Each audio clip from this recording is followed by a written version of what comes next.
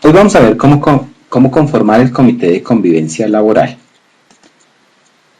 Primero que todo, el comité de convivencia laboral se conforma como una medida preventiva del acoso laboral, que contribuye a proteger a los trabajadores contra los riesgos psicosociales que afectan la salud en el trabajo. Veamos el marco legal que atañe a este tema. Primero recuerden que en el 2006 salió la ley 1010 de acoso laboral, conocida como de acoso laboral, en donde se adaptan medidas para prevenir, corregir y sancionar el acoso laboral y otros hostigamientos en el marco de las relaciones de trabajo. Desde la ley 1010, las empresas están obligadas a tener un comité de convivencia dentro de sus empresas, pero no se definió cómo se conformaba ni las funciones que iba a tener este comité.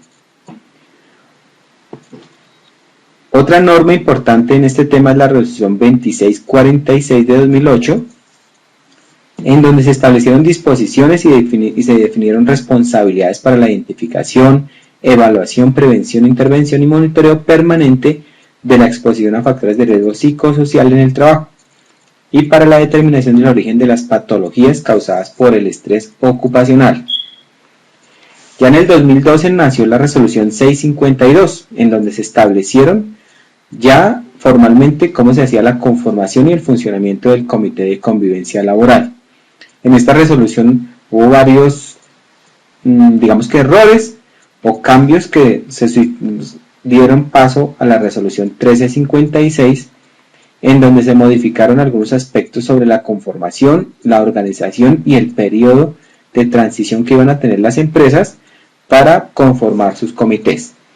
Este periodo de transición venció en diciembre de 2012, es decir, desde el 2013 todas las empresas deben tener conformado su comité de convivencia laboral.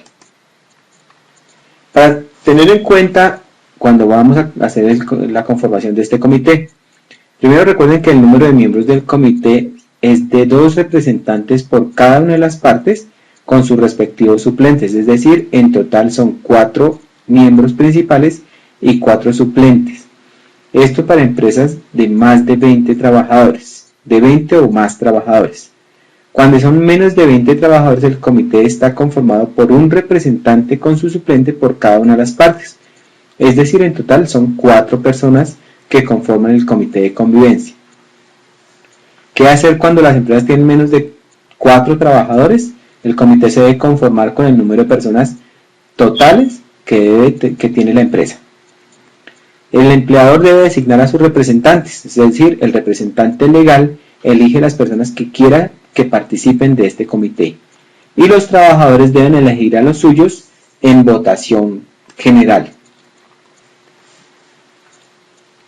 Es muy importante que tengan en cuenta que los integrantes que van a conformar este comité deben tener unas competencias actitudinales y comportamentales. Por ejemplo, respeto, imparcialidad, tolerancia, serenidad, confidencialidad, reserva en el manejo de la información y ética. Asimismo, habilidades de comunicación asertiva, liderazgo y resolución de conflictos. Si las personas no tienen estas competencias, sobre todo las habilidades de comunicación, liderazgo y resolución, estas deben ser manejadas por medio de entrenamiento para que las puedan lograr. El comité de convivencia laboral no podrá conformarse con servidores públicos o trabajadores a los que se les haya formulado una queja de acoso laboral o que hayan sido víctimas de acoso laboral en los últimos 6 meses anteriores a su conformación. Aquí hay 2 cosas importantes. El primero, todas las empresas, no importa que sean privadas o públicas, deben conformar su comité de convivencia de la misma forma.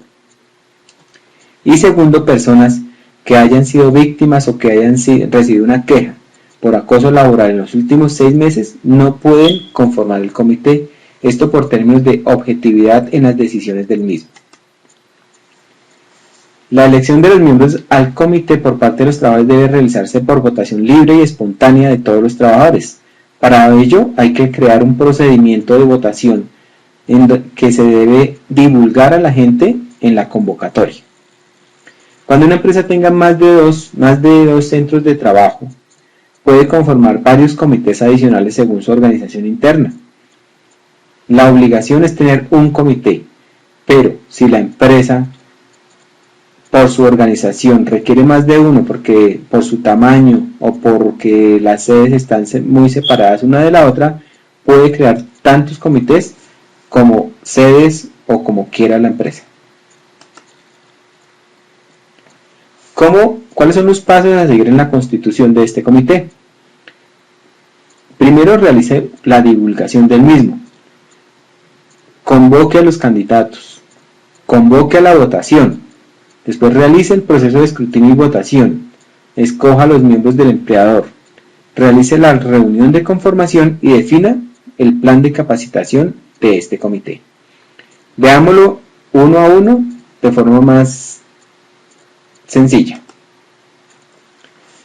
¿Qué hacer para divulgar el comité? Primero, lo más importante realmente es que la gente y los trabajadores conozcan cuáles son las funciones que tiene el mismo, para poder saber si quieren participar como votantes o quieren participar activamente como integrantes del comité.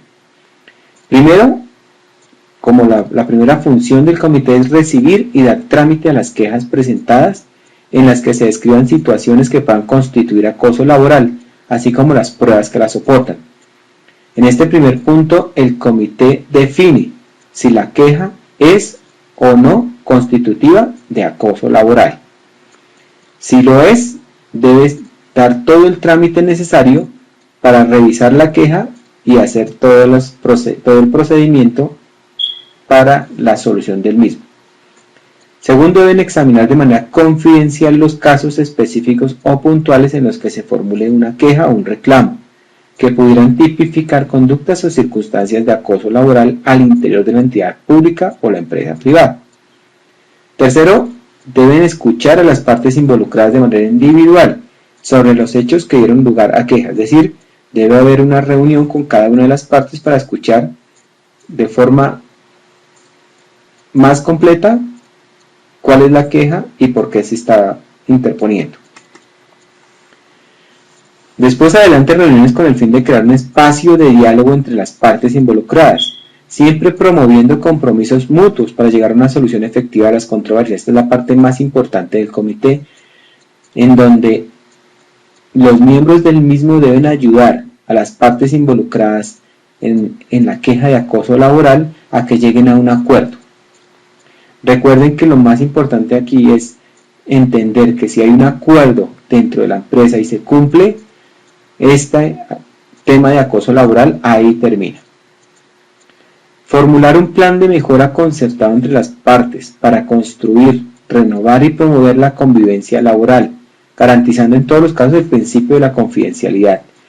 Este plan de mejora que se concerta entre las dos partes, se le debe hacer un seguimiento a esos compromisos para identificar si se cumplieron o no. Este seguimiento debe ser, por supuesto, también por parte del comité.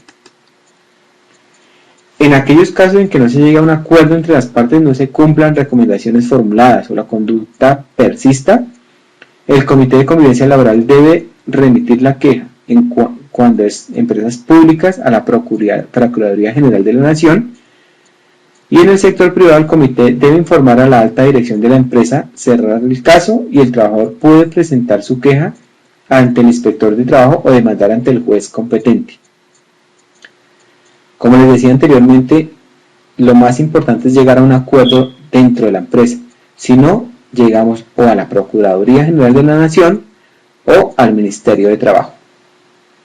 Como tal función está el presentar a la alta dirección de la entidad pública o la empresa las recomendaciones para el desarrollo efectivo de las medidas preventivas y correctivas del acoso laboral, así como un informe anual de resultados de la gestión del Comité de Convivencia Laboral y los informes requeridos por los organismos de control. Es decir, el comité debe dar ideas a la alta dirección de la compañía para que se hagan actividades que generen prevención del acoso laboral dentro de la empresa. Novena función, hacer seguimiento al cumplimiento de las recomendaciones dadas por el Comité de Convivencia a las dependencias de gestión del recurso humano y salud ocupacional de las empresas públicas o privadas.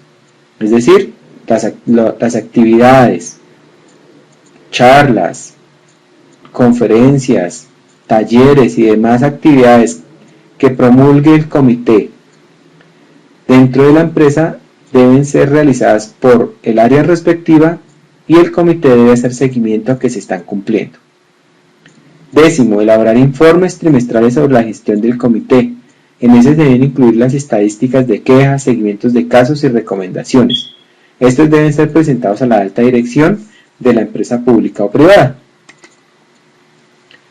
¿Cómo se convoca a los candidatos? Entonces, lo más importante es permitir que todos los trabajadores interesados participen, postulándose como candidatos. Para ello debe realizar un formato de candidatos al Comité de Convivencia Laboral y publicarlo. Después deben hacer la convocatoria de las votaciones. En ellas, pues ustedes lo que definen es una fecha y un horario para que todos los trabajadores puedan participar. Aquí tenga en cuenta los turnos de trabajo y las diferentes sedes de la empresa para que todos los trabajadores puedan participar. Aunque la norma no define que el 100% de ellos deban hacerlo, sí es muy importante demostrar que todos lo pudieron hacer y que la mayoría de ellos lo hicieron. Después de que se hacen las votaciones, escoja a 2 trabajadores de la empresa para que sirvan de jurados. Ellos deben estar pendientes primero de las votaciones y hacer el conteo de los votos. Finalmente deben realizar un acta de escrutinio y votación en donde queda consignada la votación por cada una de las personas postuladas y por supuesto los votos en blancos si los hubiera. El representante legal de la empresa y su delegado deben escoger sus miembros que por parte de la empresa harán parte del comité. Recuerden que es la mitad de los miembros del comité. Cuando ya tenemos el comité conformado, con todas las personas que necesitamos, hacemos la reunión de conformación. En esta reunión se debe escoger al presidente y al secretario del mismo y definir el plan de trabajo. En cada reunión debe redactarse un acta con las actividades realizadas, compromisos y seguimiento. Todas las reuniones, incluyendo la reunión de conformación, deben tener un acta en donde se definan todas las actividades que se realizaron. Es muy importante generar un plan de capacitación. En ella lo mínimo que deben tener es: 1. Con las funciones y las responsabilidades de los miembros del comité. Segundo, y muy importante, deben conocer a la perfección la ley de acoso laboral y qué se constituye como acoso laboral. Tercero, y muy importante, el manejo de conflictos. Y cuarto, qué es y cómo hacer la comunicación de forma efectiva. Este comité debe reunirse por lo menos cada 3 meses, ordinariamente.